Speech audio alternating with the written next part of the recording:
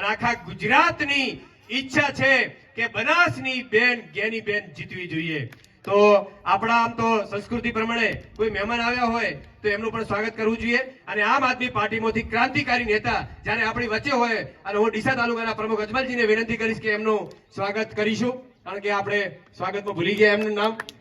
અને જ્યારે એમને પણ એક ઉત્સાહ છે કે અહીંયા જ્ઞાનીબેન જીતવા જોઈએ અને જીતાડવા માટે મોડાસાથી અહીંયા આપણી વચ્ચે હાજર રહ્યા છે। મિત્રો, અત્યારે આ લડાઈ આપણા અસ્તિત્વની છે, આ લડાઈ આપણા ખેડૂતોની છે, આ લડાઈ આપણા દરેક જ્ઞાતિની છે। સામે જેમ હમણાં ઠાકરસિંહભાઈએ કીધું કે ખૂબ તાનાશાહી છે।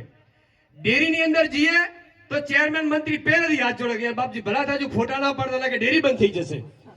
સહકારી મંડળીમાં જઈએ તો ત્યાં ધિરાણ નથી મળતા। આ પ્રકારની તાનાશાહી દાદાગીરી બનાસકાંઠામાં ઘણા સમયથી વધી ગઈ છે અને એનો એક જ જવાબ છે કે જ્ઞાનીબેનને સાહેબ જંગી બહુમતીથી જીતાડો।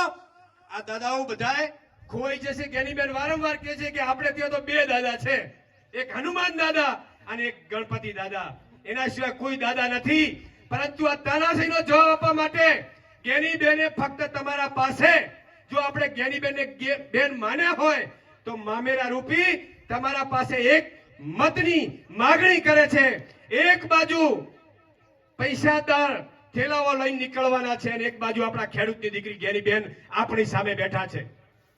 અને આજે જ્ઞાનીબેને આપણે જોયું કે ફક્ત વાવ વિધાનસભાના ધારાસભ્ય હોવાના નાતે ધારાસભ્ય તરીકે બનાસકાંઠાનો કોઈ પણ તકલીફ હશે તો એનો અવાજ વિધાનસભામાં સાહેબ ઉઠાવ્યો છે અને જવાબ પણ આપ્યો છે।